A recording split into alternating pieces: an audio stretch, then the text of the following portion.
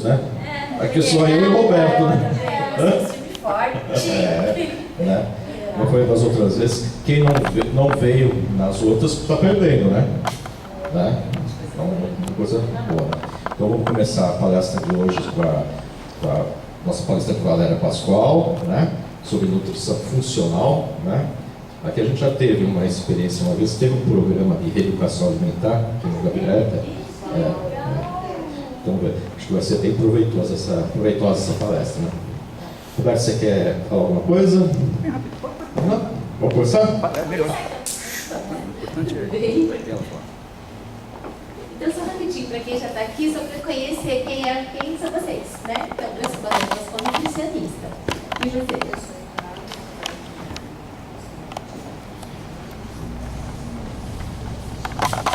Você já é da área administrativa. Técnica administrativa. E você? Vocês trabalham juntas? Ai, que bonitinha. Eu sou a Shirley, né? Eu gosto de vir assistir as palestras, isso que é muito interessante. É bem assim do nosso dia a dia, gente.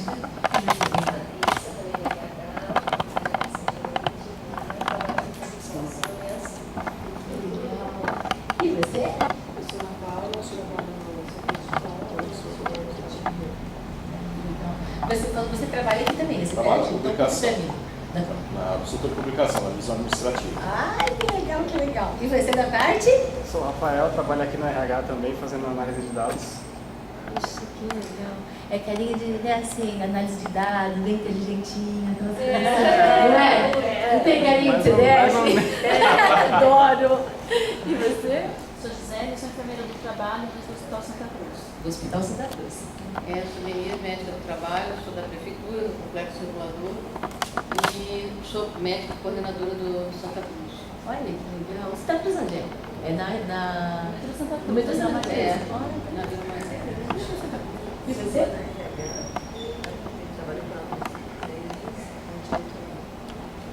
Então, assim, eu acho que pode ser que cheguem mais pessoas, mas vamos começando porque é um tema que tem bastante coisa para a gente estar falando, vocês perguntando, e o horário, né, acaba sendo, a gente tem limitação de horário porque a gente tem compromisso, vocês têm a sequência também. Bom, quando nós falamos na questão da nutrição, está passando esse daqui? Posso passar? Então eu aponto para cá. O último passo para frente, isso. Então, quando a gente acaba falando de nutrição e começa toda essa questão de relacionada à saúde, e nós não podemos esquecer que relacionado a todos os parâmetros de uma vida mais saudável, a nutrição, em termos de prevenção do aparecimento de doenças, ela colabora mais ou menos em 70%. Então, é uma coisa muito expressiva, né, o aspecto de nutrição. A gente tem que começar desde a mais tenra idade a ver qual que a gente quer que seja o nosso final. Nosso final de vida. Nós queremos que o final de vida seja bem velhinhos, lá, ó, fazendo bolinha de sabão, namorando, né, brincando, beijando. Ou nós vamos querer que nosso final de vida seja, infelizmente, na cama de um leito de casa ou um leito hospitalar. Então, é uma decisão que a gente tem que começar a ter vocês agora. E quem for mais no jovem também. Então, é uma decisão que foi para ontem.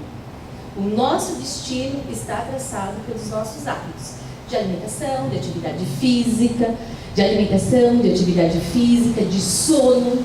Sono é uma coisa muito importante. E as pessoas cada vez mais estão tendo dificuldade de iniciar o sono.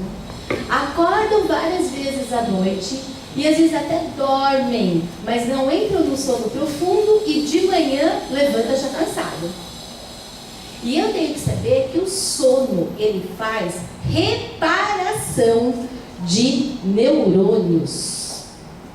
Então, quando a gente fala na questão de sono, eu tenho que dormir num ambiente totalmente sem luz. A luzinha do computador acesa atrapalha na minha formação de melatonina.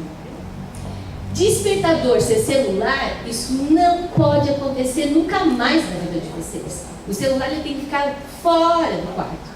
Os trabalhos da Unifesp, aqui da nossa universidade que eu faço parte da Unifesp, a Escola Paulista, antigamente, né, a Unifesp aqui aqui de São Paulo, do Instituto de Sono, demonstra que o celular do lado da sua cabeceira, ele impede que você entre no sono REM, no sono profundo e faça a detoxificação de neurônios. E por que nós precisamos ter essa detoxificação? Primeiro, para a gente ter toda uma questão de memória. As pessoas hoje em dia falam, eu não lembro do que eu comi ontem, cada vez perdendo mais a questão da memória. Só que doenças muito sérias a gente está vivenciando muito cedo, como por exemplo o Alzheimer. Então eu tenho que ter essa neurogênese. Eu não posso ter morte, eu tenho que criar novos neurônios. E para criar novos neurônios eu preciso de sono e preciso de nutrientes que façam reparo e manutenção desses neurônios. Então, a atividade física, nem se fala a importância da atividade física. Atividade física, quando eu estou, por exemplo, com um paciente diabético, eu falo, olha, você vai fazer todas as minhas orientações na parte nutricional, mas obrigatoriamente você tem que fazer atividade física. Você vai procurar um professor, um educador físico, porque eu não sou da área, né? Estimula a prática. Porque quando o paciente ele entra numa atividade física, que tem que ser os dois tipos de atividade física aeróbia, por exemplo, correr, nadar, pedalar, e atividade física anaeróbia, alguma atividade de força, musculação, pilates, o que a pessoa mais se adaptar. Por quê? Porque a aeróbia, correr, pedalar, você vai aumentar a formação do GLUT4, que é um translocador de glicose. Tira a glicose da tua corrente sanguínea e põe lá dentro da célula para ser oxidada. E por que a de força? Porque quanto mais músculo eu tenho, mais reserva para tirar essa glicose do sangue eu tenho, e aí eu vou tendo diminuição da minha glicemia. Então eu tenho que sempre juntar atividade física com nutrição. Então, sabendo desses 3 pontos fundamental, que é a questão do sono, reparação do sono, atividade física e alimentação, eu vou pedir a permissão para me deter mais no aspecto de nutrição, que é o que eu domino, que é a minha especialidade. Então, quando nós falamos na questão da nutrição, o que nós temos que saber? Que todos nós trazemos uma carga genética, dada pelos nossos pais, avós, assim por diante. O que eu trago dessa carga genética, vou pegar câncer, que é a minha área muito de estudo e profundidade. 5% dos cânceres, eles estão relacionados com a carga genética. 95% dos tipos de cânceres estão relacionados com fatores ambientais. Por quê? Eu trago uma carga genética ou para câncer, ou para dislipidemia, alteração do meu perfil lipídico, de LDL, assim por diante, ou para diabetes. Eu trago um gene que muitas vezes não é o melhor gene, né? Não é aquele gene tão maravilhoso. Só que o meio ambiente, ele é responsável para a expressão desse mau gene, vocês entenderam? Então, se eu tenho hábitos saudáveis, o que eu vou fazer? Eu vou silenciar o mau gene e vou expressar os bons genes. Então, por isso que se eu tenho câncer, eu sou uma pessoa assim, fadada pela questão familiar de ter câncer em órgãos sexuais. Porque olha que família, com câncer de mama, de útero, de ovário. Então, eu trago isso no meu gene.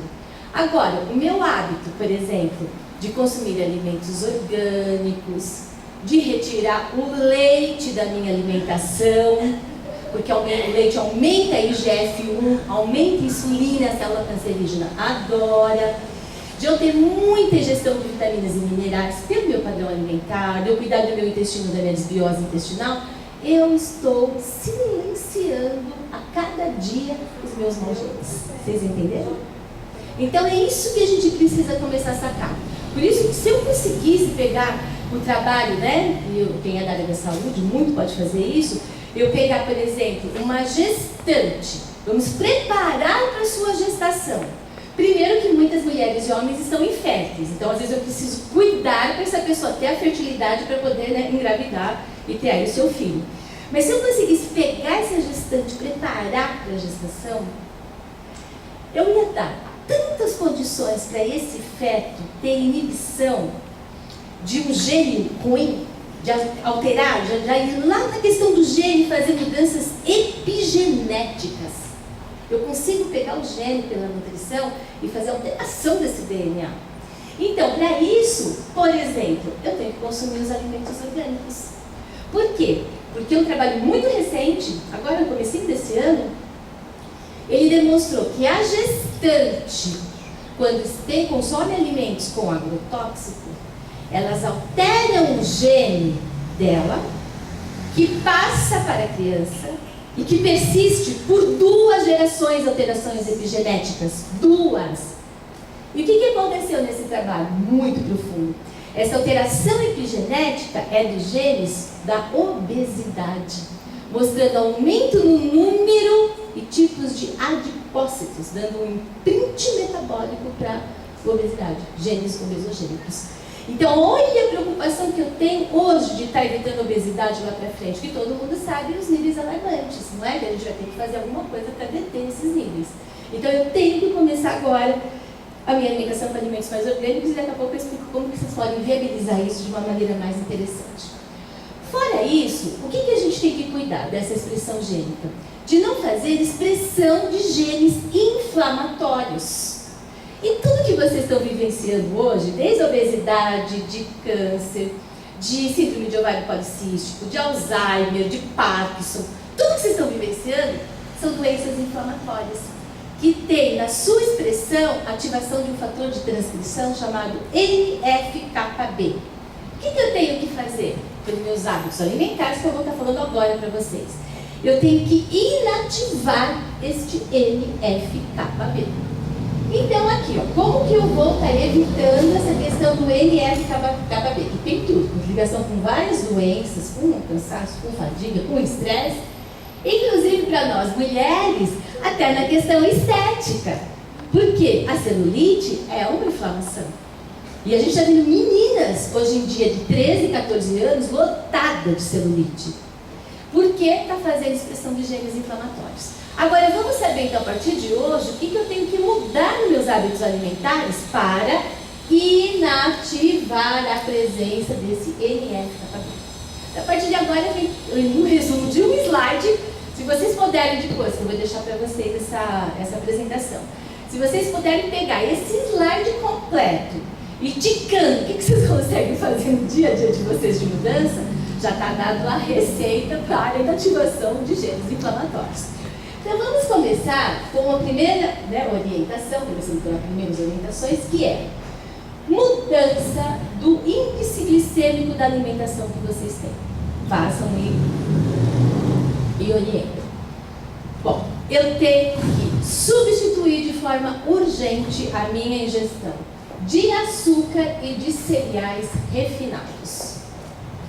É totalmente diferente eu consumir um pão integral, um arroz integral, do que um arroz branco e um pão branco. Totalmente diferente. Porque nós, na nutrição funcional, a coisa que menos a gente valoriza é o total de calorias. O que menos valoriza. A gente vai avaliar como que está a presença de nutrientes, vitaminas, minerais e de fitoquímicos, porque é isso que inativa este NF-κB. Então, a partir de agora, eu tenho que começar a fazer transições alimentares. Aí muitas pessoas falam assim, ai Valéria, mas o arroz integral? Eu falo, então vamos fazer por partes, vamos começar. Né? A gente está junto com o indivíduo nesse processo de educação nutricional. Vamos começar com o arroz parbolizado. Ele não é o arroz integral, mas ele é o arroz parbolizado que em todo o seu processo, né, de industrialização acaba mantendo as vitaminas do complexo B, B6 principalmente, importantíssimo a B6, a B9 para evitar a expressão de doenças relacionadas à parte cardiovascular. Então eu tenho que ter essa mudança. Açúcar, gente, é o mínimo que vai consumir. E nunca vai ser um açúcar refinado, esquece açúcar refinado. Porque o açúcar refinado, ele tem tantas substâncias que é colocado para ele ficar aquele açúcar refinado branquinho, um monte de sulfito, de ácidos, que esses sulfitos nos trabalhos atuais demonstram morte neuronal. Que nem os embutidos, eu vou chegar nos embutidos. Salsicha, linguiça, peito de peru, é tudo a mesma porcaria. Lotado de sulfito, morte de neurônios. E olha que preciosidade é isso. Então o açúcar é o menos possível. E quais são os açúcares mais indicados? O açúcar demerara, ele é indicado em pouquíssima quantidade. O mascavo, se vocês conhecerem um produtor, por exemplo, vocês vão em feiras orgânicas e tem um produtor de açúcar mascavo. Esse vocês podem comprar. Por que não comprar o açúcar mascavo vendido em várias lojas, né, de produtos naturais? Porque todos os trabalhos demonstram que esse açúcar mascavo, por ele ter um teor de água maior, ele tem muita presença de fungos e leveduras. E isso é complicado para a nossa saúde. Então, por exemplo, o açúcar, por exemplo, demerara. Aí muitas pessoas perguntam, Valéria, mas o que você acha do açúcar de coco? O que você acha? O açúcar de coco ele é um açúcar interessante, ele tem baixo índice glicêmico. É metade do índice glicêmico do açúcar de coco do que do açúcar, por exemplo, mesmo demerara, o açúcar mascavo, é metade esse índice glicêmico. O que é esse índice glicêmico? É um índice que é avaliado conforme você ingere um tipo de carboidrato e quanto você tem produção de insulina. Muita insulina é péssima para a nossa saúde, porque muita insulina está relacionada com obesidade, com diabetes, com síndrome de ovário policístico, com câncer, com miopia. Então eu tenho que controlar esses níveis de insulina. Então o açúcar de coco, ele é um açúcar de baixo índice glicêmico. Só que nós vamos ter que começar também a ter uma noção dos alimentos que eu compro, dos alimentos que eu coloco na minha mesa, o impacto que tem na minha saúde humana e também na saúde do planeta. Eu não posso mais me limitar e pensar só eu enquanto pessoa, como ser, né, superior. Não, o planeta ele está muito, muito doente. Ele precisa urgente de mudanças de práticas também. E a questão do açúcar de coco, embora eu estou recebendo informação que está tendo algumas alterações nessa produção, o açúcar de coco não é um alimento sustentável. Por quê? Porque para a extração desse açúcar, você tira a seiva do coco. E a hora que você tira essa seiva, você não deixa esse coco dar mais coco, você entendeu? Então, assim, eu tenho bastante insegurança desse boom que deu aí do açúcar de coco. Todo mundo consumindo açúcar de coco. Então, vamos consumir, se for o caso, pouquinha quantidade, o açúcar demerara com moderação. Só que a gente tem que começar, enquanto nutricionista, orientar as pessoas a fazer coisas doces, bem gostosas, mas que não precisam nem de açúcar, não é? Quando você usa, por exemplo, uma preparação que você tem uma fruta seca que você coloca junto para assar, fica super doce. Se você pegar a maçã, tem gente que adora doce, pega a maçã e a pera e assa. Gente, coisa mais doce não tem, até meio enjoativo. Então a gente tem que começar a fazer essas práticas de diferenciação. Porque muitas pessoas falam, então o açúcar não é bom, eu vou substituir o açúcar pelos adoçantes. E aí vai entrar nesses alimentos aqui alergênicos, eu vou explicar agora os adoçantes, depois entre os alimentos alergênicos. Aí a pessoa fala, eu não vou consumir o açúcar, ele está aqui também, os adoçantes artificiais, ó. Eu não vou consumir açúcar e vou consumir os adoçantes. Péssima escolha. Péssima. 1000 vezes o açúcar demerara com moderação do que substituir por um adoçante. Quem que é esse adoçante? O adoçante é uma substância química, que muitas vezes ele é extraído de plantas naturais. Só que ele, por exemplo, para eu fazer o adoçante à base de estévia, eu tenho que pegar muitas plantinhas estévias para extrair o princípio ativo, os estevídeos, e fazer este adoçante. E o que os trabalhos científicos estão colocando relacionados ao adoçante? Que quando você tem o adoçante que tem 300 vezes, 500 vezes, 600 vezes o sabor do doce, ele estimula os nossos receptores na língua, chamado TRS1, TRS3, que são os mesmos receptores que eu tenho no intestino, TRS1, TRS3. Então, na hora que eu coloco uma coisa muito doce na minha boca, eu estimulo muito esses receptores na língua e no intestino. Probleminha técnico. No intestino, esses receptores ativos, eles vão captar toda a glicose, todo o carboidrato que está no intestino e absorver muito, muito mais. Então, se eu falo assim, eu vou consumir arroz, sei lá, feijão e uma Coca-Cola Diet ou Light. Infelizmente, todo aquele carboidrato você vai absorver muito mais. Eu vou consumir um bolo que é Diet e tal. Ótimo, você vai absorver todo o carboidrato, vocês entenderam? Por isso que todos os trabalhos atuais demonstram que o adoçante engorda mais do que o açúcar. Mais. Eu acabei de postar no meu Instagram, depois vocês podem até me seguir no Instagram, doutora Valéria Pascoal, eu acabei de postar essa semana no meu Instagram. Eu fiz uma visita numa produção lá de Brasília, de ervas medicinais e tal, e conheci a plantação de estévia. Né? Experimentei estévia, já tinha até experimentado nos projetos que eu tenho lá, social, mas assim, eu fiz um vídeo que eu nunca tinha feito. Eu fiz o vídeo experimentando a estévia, super docinha, tá? E aí eu falo para as pessoas, cuidado com os adoçantes à base de estévia, porque além de tudo isso que eu falei, de poder, a questão da obesidade, um trabalho muito recente agora, de 2017, mostrou que o adoçante estévia, que muita gente consome, aumenta os disruptores endócrinos. Isso é muito sério, gente. Na hora que eu tenho aumento do disruptor endócrino, eu não deixo o hormônio se ligar ao receptor. E é uma loucura que nós estamos vivenciando de doenças relacionadas com distúrbios hormonais. Tireoide, alteração tireoidiana já virou problema de saúde pública. Então, alterações de tireoide, alteração de hormônios, testosterona, estrógeno, alterações de insulina. Tudo isso porque eu tenho vários disruptores endócrinos que impedem que o hormônio tenha o seu trabalho adequado. Então, estévia, outros adoçantes, estévia especificamente com esse trabalho. Nem se fala o número de trabalhos mostrando os agrotóxicos atuando como disruptor endócrino, entendeu? Então, nós vamos, a partir de agora, consumir açúcar com muita moderação. Ah, galera, você é contra café? Não, tem um monte de trabalhos científicos mostrando benefícios do café. Cafezinho até 2, 3 xícaras, 60 ml por dia, tem um monte de trabalho positivo. Inclusive, de manhã, trabalhos mostrando que aumenta a tua performance cognitiva. Lógico que tem pessoas que podem ter um polimorfismo e para essa pessoa não ser bem. Então, eu não sou contra o café. O que eu sou contra? As pessoas colocarem açúcar e adoçante no café. O próprio sabor do café, que é uma delícia, que tem um monte de receptores interessantes, a pessoa não sente, vocês entenderam? Então, é pequenos hábitos de mudança de vida. Pequenos hábitos. Eu colocava açúcar, 2 colheres. Agora eu vou colocar uma, depois eu vou colocar meia, depois vocês vão ver que vocês vão conseguir sentir o prazer de se alimentar sem açúcar.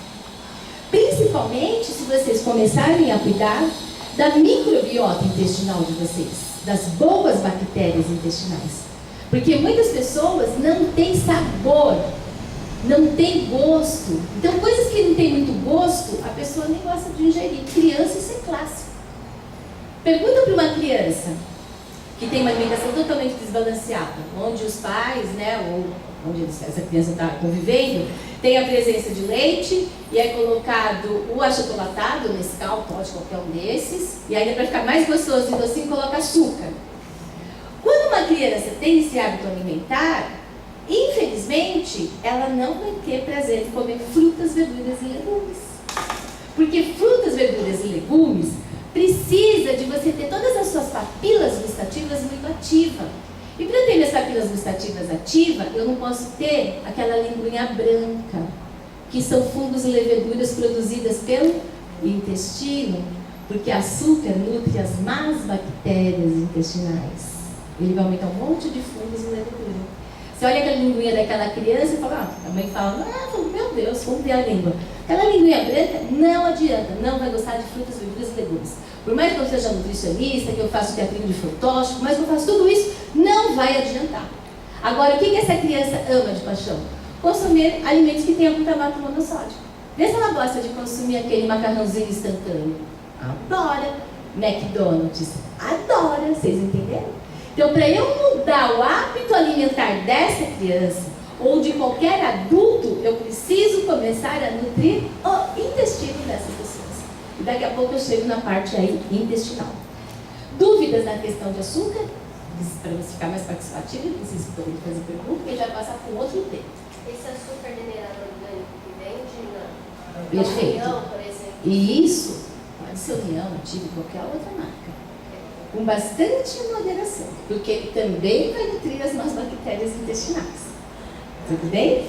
E Então, açúcar. E o açúcar mascavo? O açúcar mascavo, o problema técnico é esses trabalhos mostrando que tem muitos fungos e leveduras. Agora, se a gente tem mais pertinho um produtor orgânico, aí é tranquilo. Né? Como melado também pode ser uma alternativa interessante. Né? O que não pode é açúcar refinado desse branco. Esse não faz mais parte, me pertence mais. Mel também é uma coisa que, com moderação, é interessante. Mas não também achando que mel eu posso consumir à vontade. O mel também. Você vai fazer um bolo, uma torta, isso, você Então, você vai colocar, por exemplo, açúcar com moderação, você pode colocar um mel ou melado com moderação. É isso mesmo. Só uma... Mais as perguntas, porque se a gente ficar nesse slide, pra mim já tá ótimo, gente. Tá excelente, tá de outro. Eu substituí o leite dos meus filhos por leite de inhame. E coloco um chocolate, alguma coisa, porque só ele é ruimzinho demais. Mas o que você sugeriria? Assim? Então, eu acho que assim, você substitui pelo leite de inhame, palavrinha leite. Você sabe que você não está dando o total de proteínas e cálcio, porque o leite de inhame, ele não tem o perfil nutricional do leite. Mas eu acho uma ótima opção você complementando essa alimentação do seu filho, né? O cálcio você vai encontrar uma série de outros alimentos. Se você até fizer mesmo, pegar mesmo sementes, né? Semente de melão, mesmo a casca do ovo, se a gente nem imaginava, essa casca do ovo é riquíssima em cálcio. Se tiver uma substância ácida junto, ela melhora a absorção. Então, você pode colocar sim, você pode colocar, bater com fruta, bater com ameixa, com fruta seca. Você vai perceber que essa substituição, ela vai dar um docinho que vai agradar, ou um pouquinho de mel, ou um pouquinho de melado. E dando o chocolate mesmo, o cacau. Não Nescau, nem o Toddy, é chocolate mesmo. Lógico que seria melhor ainda se der chocolate orgânico, mas vamos lá, vamos para o cacau, pelo menos pode ser até do padre, você dá o mesmo dinheiro para a empresa Nestlé, que é o cacau do padre, dá o chocolate do padre, o Nescau, é a mesma empresa. Mas você vai ter muito mais polifenóis, você vai ter mais resveratrol, que é importante antioxidante para inibir o quê? A expressão de genes de doenças, entendeu? Não, eles já aceitaram bem. Frutas, outras frutas. Até que eles não conseguem mais tomar o ovo. Que ótimo. Mas eles têm que colocar um chocolate. E assim, ó, e não que a nutrição funcional, é uma ótima oportunidade de eu discutir isso, não que a nutrição funcional seja contrária ao leite. O que nós somos radicalmente contra? Este leite que a população está ingerindo. O leite longa-vida é leite longa-morte. É leite longa-morte. Por quê? Pega o leite, passa por um processo chamado UHT, que você retira todas as enzimas que o leite tem, todas as vitaminas do complexo B, o leite é fonte de B2, importantíssima para o intestino, mata tudo. Então você está comendo leite péssimo. 1000 vezes comprar o leite de saquinho, sabe aquele leite de saquinho? Fazer pasteurização lá no fogão, 1000 vezes esse do que o leite UHT. Mas o problema do leite que está chegando para o nosso consumo é que ele está com muito antibiótico, com muito agrotóxico, com muitos fungos. Tem trabalhos do ano retrasado para agora, mostrando que o leite tem o dobro de micotoxina do que o amendoim. E todo mundo já ouviu falar nessa micotoxina, que fala, consumir amendoim não é tão bom porque tem um tal de um fungo, uma micotoxina. O leite tem o dobro. E da onde vem esse monte de micotoxina, de fungos desse leite? Vem porque 6 meses a vaca pasta e 6 meses a vaca é alimentada por silagem. O que é silagem? Eu vou pegando milho, soja, cana, tudo que eu tenho na minha propriedade agrícola e vou deixando lá. Só que aquilo começa a fermentar e não tem controle de tempo e temperatura. Então aumenta demais a presença desses fungos e leveduras. Aí a vaca vai comer essa ração e vai passar pela sua excreção, pelo leite, um monte de fungos, leite e leveduras. E o fungos, leveduras, é o que altera, uma grande causa de alteração da minha microbiota intestinal. Então este leite, a nutrição funcional, não é favorável. Agora, o leite orgânico, o leite biodinâmico, são super defensores.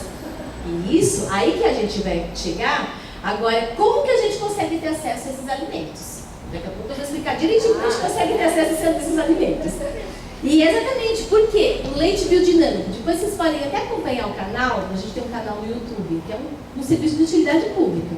Vocês podem ver, o canal do YouTube chama Canal VP de Nutrição Funcional. Quando vocês tiverem uns 20 minutinhos da vida de vocês, assiste um vídeo que eu fiz sobre o leite biodinâmico. Eu visitei a propriedade biodinâmica, eu mostrei como é produzido esse leite. E por que esse leite eu posso dar até para as pessoas que têm hipersensibilidade ao leite? E quantas pessoas nesses últimos 6 anos que eu trabalho, eu moro em Bauru, de segunda, terça e quarta, eu faço parte de um grande projeto lá em Bauru. Vocês vão conhecer daqui a pouquinho. Quantas pessoas tinham alergia ao leite, eu falava, então, vou tomar mega calma, vamos fazer uma transição. Vamos começar a experimentar o leite biodinâmico e ver como que o seu organismo responde. E, gente, eu tive nem 4, 5% dos casos que realmente a pessoa tem hipersensibilidade, foram muitos. Porque o leite biodinâmico, ele é pasteurizado de forma lenta, bem lenta. Então o que acontece? Ele preserva todas as suas enzimas que o leite tem, com todo o complexo de vitaminas, ajudando o quê? Na digestibilidade, vocês entenderam? Por que as pessoas têm alergia, esse número louco de pessoas com alergia ao leite? Porque esse processo OHT, ele vai formar uma macromolécula que ele vai ser absorvido no meu intestino, porque eu também tenho desbiose intestinal, e essa macromolécula, molécula grande, quando ela invade a minha circulação, ela é encarada como antígeno. Se é um antígeno, uma substância estranha, meu sistema imunológico tem que me defender, você entendeu? Na hora que eu chego com peptídeos bem pequenininhos, né, aminoácidos de peptídeos para minha circulação, não é encarado como uma alteração, porque eu consumo carne, que tem proteína, eu consumo outros alimentos. Então é esse de cuidado que eu tenho que ter, né? Qual leite que a gente vai dar e daqui a pouco como que a gente consegue ter viabilidade. Leite eu acho mais difícil, inclusive, do que os próprios legumes, verduras, mas a gente discute as possibilidades. De açúcar todo mundo está tranquilo? Quer fazer mais alguma pergunta? Não? Então vamos passar agora para as gorduras. O que são esses ácidos graxos trans? Esses ácidos graxos trans são ácidos graxos de alimentos vegetais, de óleos vegetais. Só que todos os trabalhos científicos demonstram que esses ácidos graxos trans, que muitas vezes era adicionado nos biscoitos, sorvete, um monte de alimentos, de produtos alimentícios, eles alteram a formação muito intensa de placas de ateroma, doença cardiovascular. Então, no Brasil, nós já temos uma legislação que tem até um limite que você pode ter nesse alimento de ácido graxo trans. A gente tem uma legislação bem já avançada e interessante. Você pode colocar assim, porque vocês às vezes estavam atentos a isso. Mas na embalagem, livre de ácido graxo trans, percentual de ácido, então assim, 0 trans. Então isso dá, as pessoas até confundem às vezes esse ácido graxo trans, pensando que o alimento é transgênico ou não. Não tem nada a ver com trans com transgenia, nada a ver. Só que na hora que eu pego um óleo, que agora eu vou entrar nos óleos, na hora que eu pego um óleo vegetal, e faço uma fritura, esse óleo vegetal mais ainda vai formar esse ácido graxo trans, que é aterogênico. Por isso que fritura é uma coisa que tem que passar muito longe da nossa saúde, para a gente ter uma ótima saúde cardiovascular, entendeu?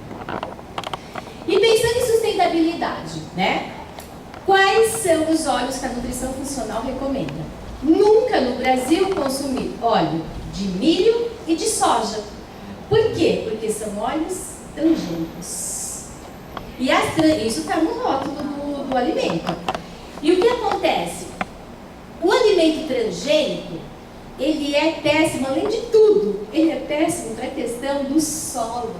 Na hora que eu planto um alimento transgênico, eu mudo a concentração de fungos e leveduras desse solo que vai vir para o meu organismo.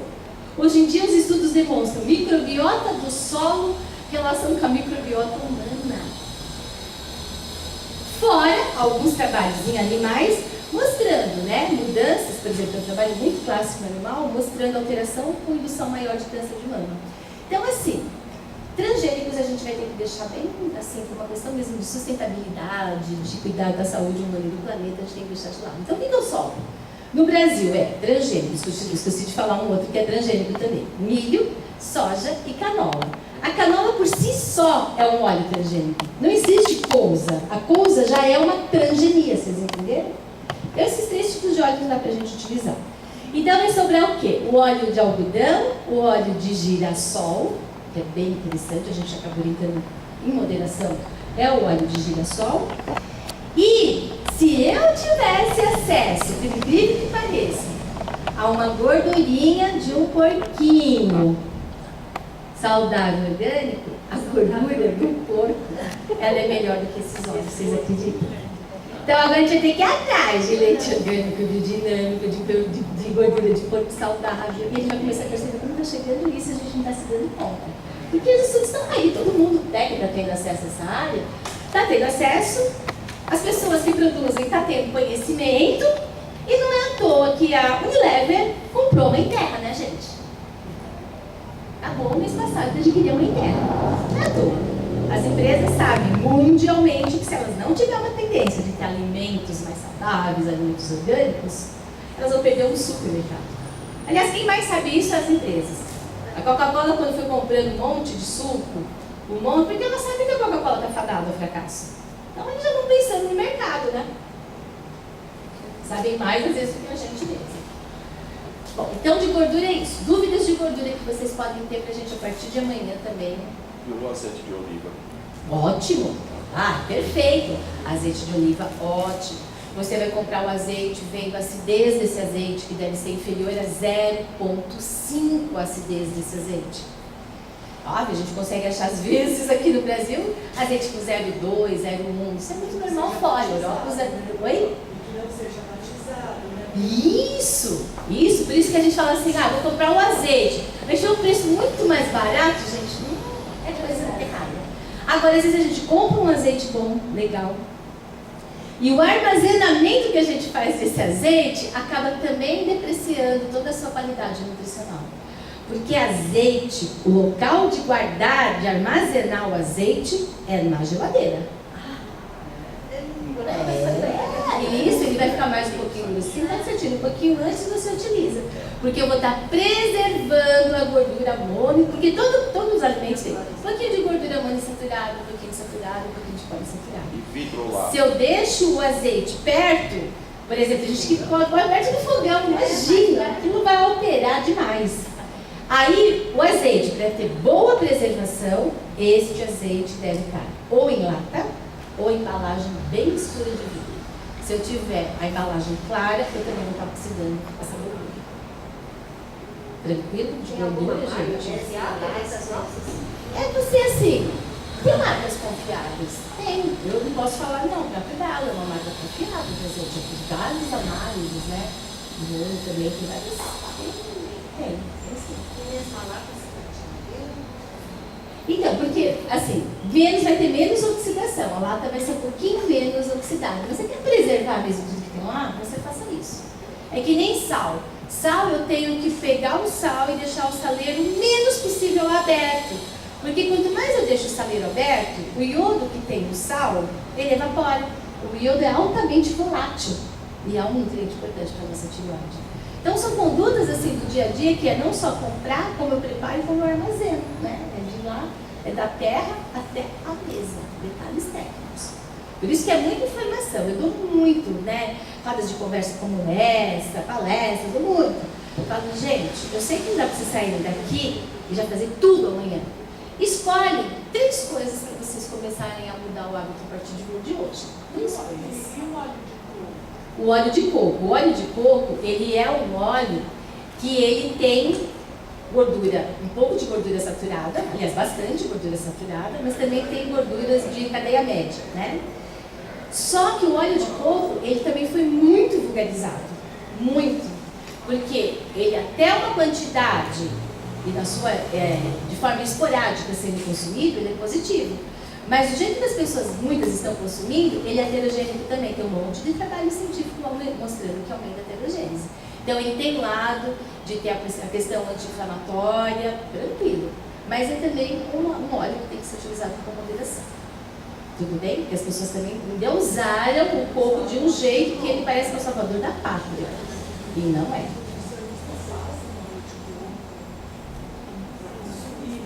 Com moderação, ele é uma das opções, né? Ele não é transgênico, ele é uma das opções. Agora, esse consumo mais intenso, ele é heterogênico também. Tudo bem? De gorduras, ó, então de açúcar a gente vai escolher por onde a gente começa e de gorduras por onde que a gente vai começar. Lembrando sempre que eu tenho que silenciar o meu mau gênio. Estou pensando lá na minha expressão gênica. Tudo bem? Bom, agora vamos por uma outra discussão que são os embutidos. Os embutidos, qualquer um deles. Ah, tem aqui uma garrafa de água, depois a gente pega. Os embutidos, qualquer um. Da salsicha, linguiça, passando pela mortadela, presunto, peito de peru, todos são péssimos para a nossa saúde. Todos. Tem um monte de sulfito, tem um monte de nitratos, e esses nitratos dos embutidos formam uma substância chamada nitrosamina, que é altamente cancerígena. Muito comum. Ah, Valéria, mas câncer, é uma coisa mais a longo prazo também. Ótimo, todos esses embutidos é riquíssimo em sulfito. Vocês podem olhar lá, tem bisulfito, tá lá, bem pequenininho, que a gente não consegue nem enxergar, tá lá marcado, bisulfito. Este alimento, o sulfito, essa presença de sulfito, é o que eu expliquei para vocês. Eles vão fazer morte neuronal. Então você imagina uma criança ingerindo os embutidos, que está lá naquela neurogênese intensa, criança, adolescente, então, vai formar muito menos neurônios. Ela vai ter muito mais facilidade, essa criança que consome esses alimentos, de ter déficit de atenção, distúrbios de comportamento, hiperatividade no Brasil, criança é uma coisa louca. A gente vive disputando. Ora é o Brasil, ora é os Estados Unidos campeão na prescrição de Ritalina. Aquele remédio tipo sossega-leão daquela criança. Gente, criança tem que tomar remédio. Ela tem que mudar o seu hábito alimentar. Você tirando esses alimentos que são irritantes para as células cerebrais, melhorando a desbiose, tirando os alimentos alergênicos, nutrindo essa criança, acabou a hiperatividade. A criança fica normal, acabou a hiperatividade. Tanto que a gente tem muita experiência. Eu, mais meu corpo docente, a Denise Carreiro, que é uma nutricionista, professora do meu curso de pós, ela tem livros escritos nessa área, brilhante. Aí eu fico feliz com alguns sucessos. Então, por exemplo, no ano passado, em outubro, nós tivemos uma grande notícia na Prefeitura de São Paulo, porque foi a última vez que foi servido salsicha na merenda escolar de São Paulo. Isso é uma grande vitória, de anos. Essa lei que tem de alimentos orgânicos na Prefeitura, eu sou ativista de várias ONGs que movimentou essa lei, essa portaria de orgânicos. A IVP, o meu Instituto de Pesquisa, foi que deu todo o respaldo científico em termos de trabalhos do que o agrotóxico faz. A gente conseguiu aprovar uma lei de ter a merenda orgânica. Então as coisas não são impossíveis de serem feitas, entendeu? Tem que a gente ter vontade, conhecimento e unir as mãos e não desistir. Salsicha era uma coisa que eu estava quase desistindo. E aí a merendeira escolar de São Paulo não tem mais salsicha. Então isso vocês têm que fazer agora no dia a dia de vocês. Eventualmente, consumir uma pizza que você gosta. Eventualmente, gente, não é esse radicalismo, vocês entenderam? O problema é esses hábitos constantes que as pessoas têm. Aí, tá bom? De embutidos, tem alguma dúvida? Acho que de embutidos é tranquilo, a informação que é. Bom, aí vamos para os alimentos industrializados. Então, qual que é agora a nossa grande missão? Nossa grande missão de nutricionistas e vocês que são multiplicadores é conhecer o guia de alimentação da população saudável, as diretrizes do guia, que foi publicado em 2014 pelo Ministério da Saúde, e depois eu vejo como consigo disponibilizar todo esse material para o grupo, que não tem acesso, é ver que o guia, esse nosso guia é avançado demais para o mundo. Para o mundo ele é avançado. É o guia, é as diretrizes. Isso, é o Guia de Alimentação Saudável. Você entra no Ministério da Saúde, só você colocar também, no Google, Guia, Diretrizes de Alimentação Saudável do Ministério da Saúde. Vocês vão ver que nesse guia, é a primeira vez no Brasil que nós temos um guia que ele exatamente identifica o que é um produto alimentício de um alimento de verdade. E é fácil de explicar para vocês. O que são alimentos de verdade? É consumir o arroz, o feijão, a verdura, o legume, a fruta, sementes, as oleaginosas. Você entendeu? Isso é comida de verdade. E o que é produto alimentício? Passa por essa indústria, aí essa indústria, além de perder um monte de coisa como eu expliquei do leite, ainda coloca nesse alimento um monte de acidulante, de aditivo, de espessante, todas aquelas letrinhas bem pequenininhas. E tudo isso ativa o NF-κB. Ativa essas substâncias, os genes inflamatórios. Então, por exemplo, quando a Inglaterra ela vem com uma legislação muito rígida e forte, e a Nestlé, por exemplo, teve que mudar tudo isso na Inglaterra, eles vieram com uma legislação que é o seguinte: alimentos destinados às crianças, cereais matinais, biscoito, tudo que tiver, não pode ter nenhuma substância química. Porque os trabalhos científicos demonstraram que essas substâncias aumentam déficit de atenção e hiperatividade. trabalhos e mais trabalhos científicos mostrando isso. Agora eu pergunto para vocês, se a Nestlé segue essa portaria, fez toda essa alteração lá na Inglaterra, por que ela não pode fazer aqui no Brasil? O que as nossas crianças têm de diferente das crianças inglesas? Tem alguma coisa diferente? Não, mas aí, gente, é a conscientização, é a informação da população. É nós, enquanto consumidores, exigindo mudanças. Vocês entenderam? Uma coisa muito mais embaixo. Então, quando a gente, por exemplo, e eu tenho esse cuidado até mesmo com toda a equipe de nutrição, que a gente trabalha bastante com os nutricionistas, eu sei que a gente às vezes tem dificuldades de conseguir implementar as nossas mudanças, por muitas questões, licitação, um monte de coisa que tem.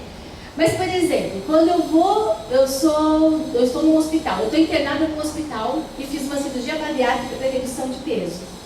Eu não posso, nesse hospital, ingerir a gelatina, que é protocolo para cirurgia bariátrica. Porque a gelatina tem um monte de aditivos, um monte de substâncias que vai fazer a expressão dos genes inflamatórios para a obesidade. E a pessoa acabou de fazer uma cirurgia bariátrica. E todo dia está comendo gelatina. Se ela come gelatina no hospital, o que ela vai achar? É uma doente saudável, não é? E ela vai para a casa dela e vai ingerir o quê? A gelatina, vocês entenderam? Então, assim, é uma coisa que é trabalho de formiguinha, é mudando. Hoje em dia tem vários hospitais que não tem mais essa gelatina.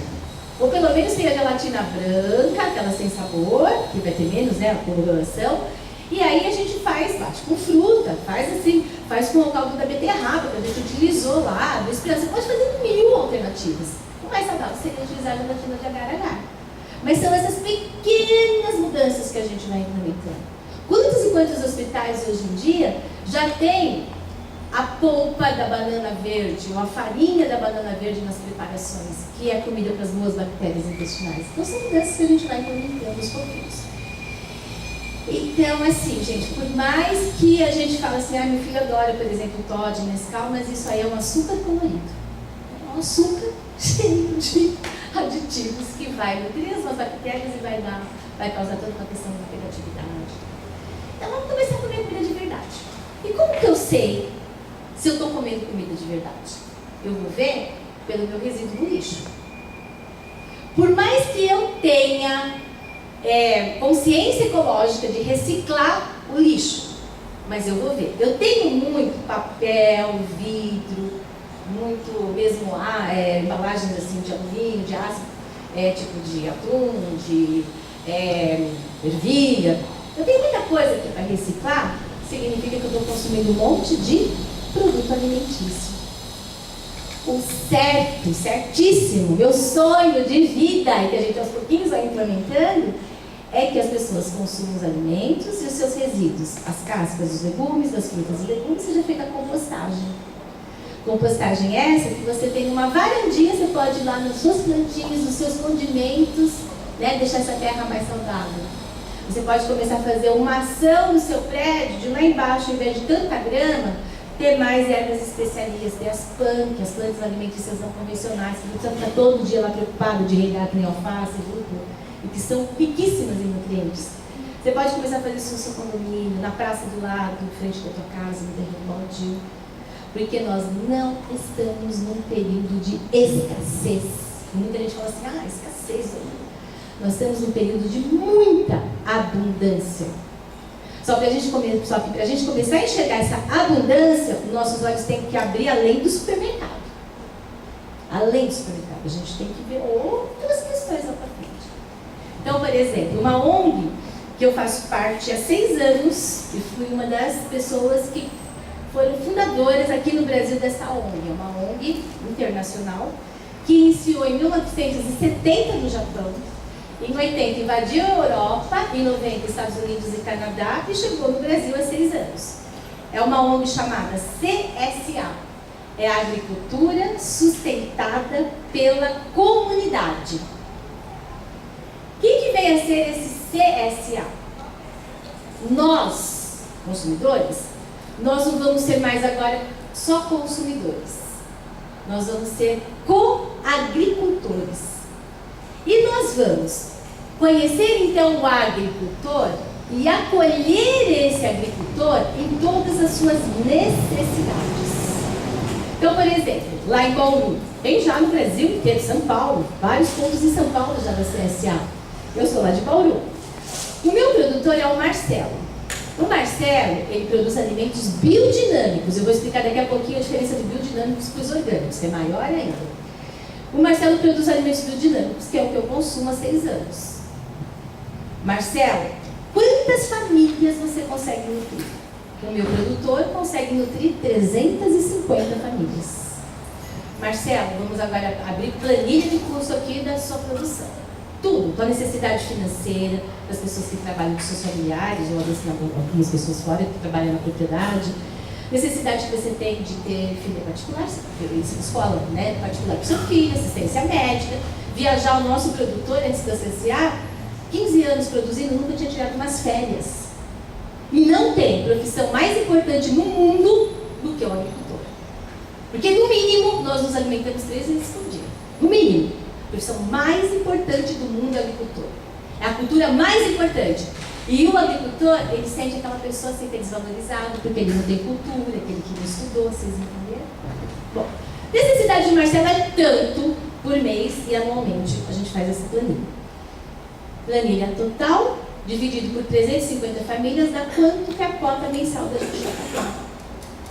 Então, por exemplo, muito mais a preço do que o preço, mas, por exemplo, eu tenho uma cota de 14 itens biodinâmicos que eu recebo toda segunda-feira.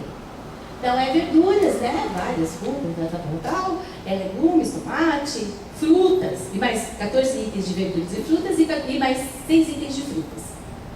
Eu não pago R$300 por mês para receber toda segunda-feira esses alimentos.